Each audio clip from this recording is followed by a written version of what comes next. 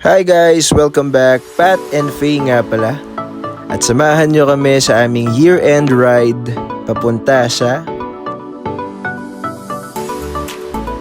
Sagada. And also to visit their famous places like Hanging Coffins, Sagada Weaving, Sea of Clouds, and more. At nagpunta rin kami sa highest point dito sa Tinok, Ifugao. Siyempre, nag-side trip din tayo sa Baguio City.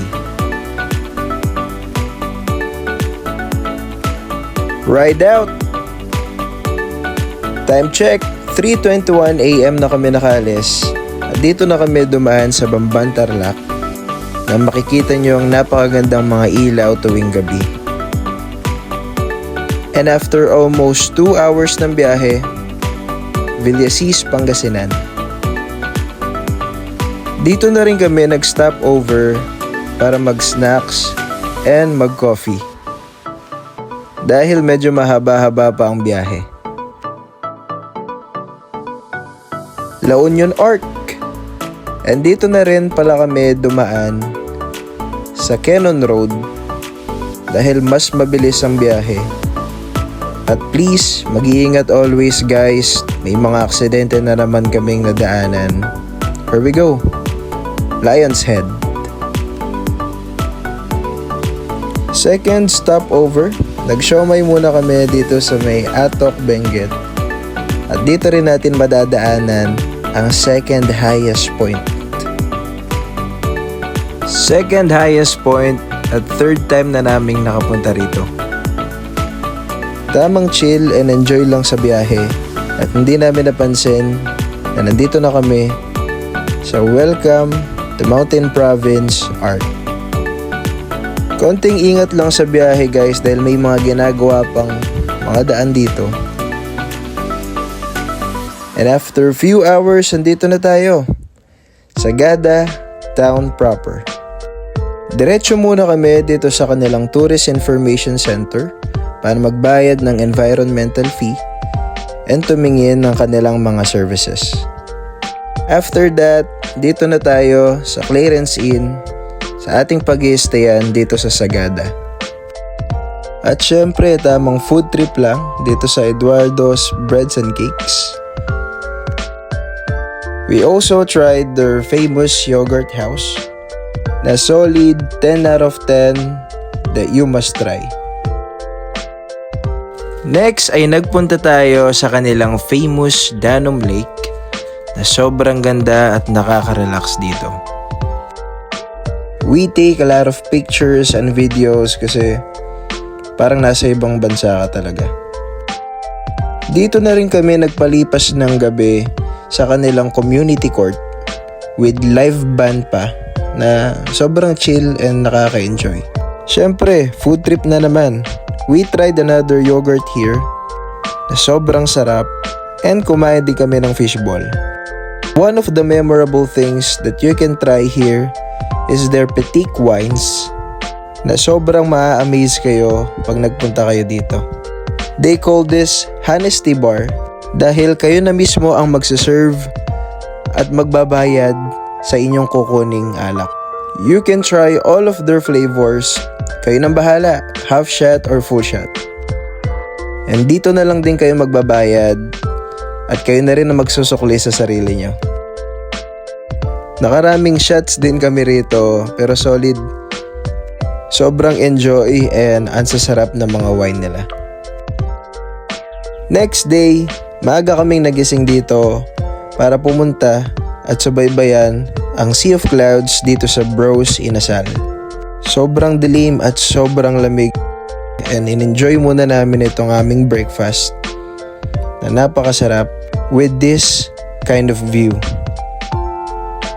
Sea of Clouds sa Sagada na sobrang relax and stress-free talaga. We also tried their coffee here and nag-bonfire muna dahil sobrang lamig talaga. Ito nga rin pala ang kanilang inverted house na hindi nyo napansin kanina kasi sobrang dilim pa. Next stop one of their famous places here, ang Sagada Weaving, where you can see their traditional way sa paggawa ng mga bags and more. We also take our time na pumunta sa kanilang famous church. And minute na namin ang aming tourist guide papunta sa Hanging Coffins. Nakakatuwa dahil marami kayong malalaman dito, history and backgrounds of Sagada. At first, madadaan na natin ang kanilang cemetery.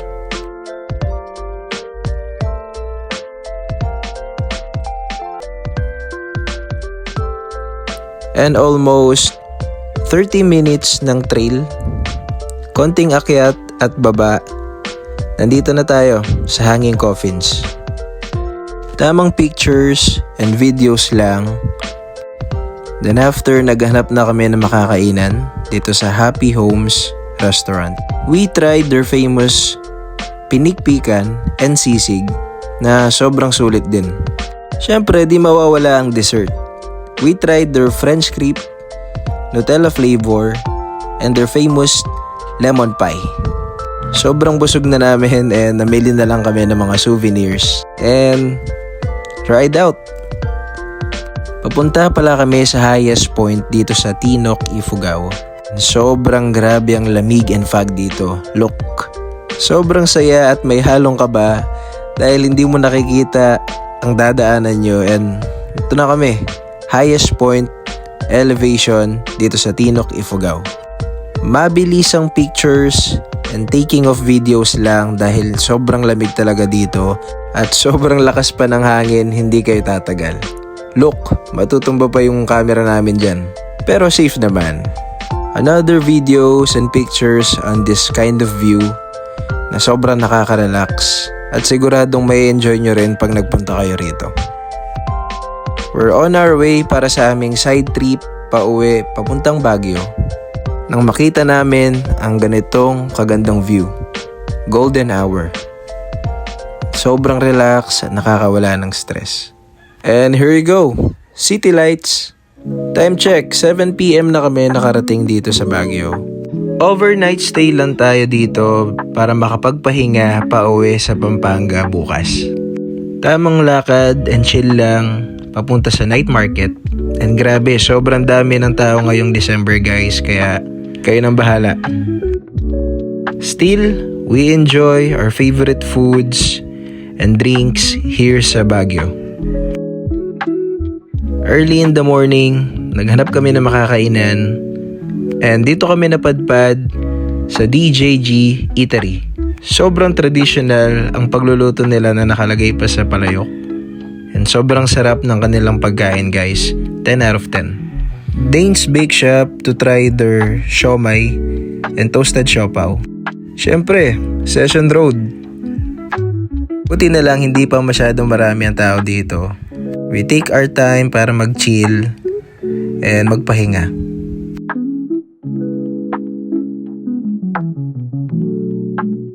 We also visit Burnham Park and try their strawberry taho and strawberry ice cream.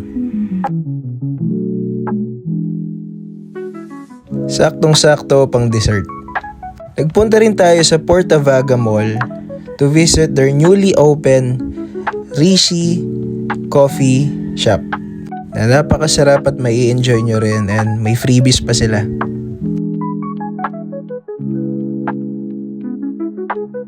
After mag-coffee, bumalik na tayo sa SM City Baguio dahil doon nakapark ang motor natin. After magayos, pauwi at pabalik na tayo sa Pampanga. And I hope you guys like and enjoy our year-end ride sa Sagada ex Baguio trip. See you next year, 2026. Ride safe always!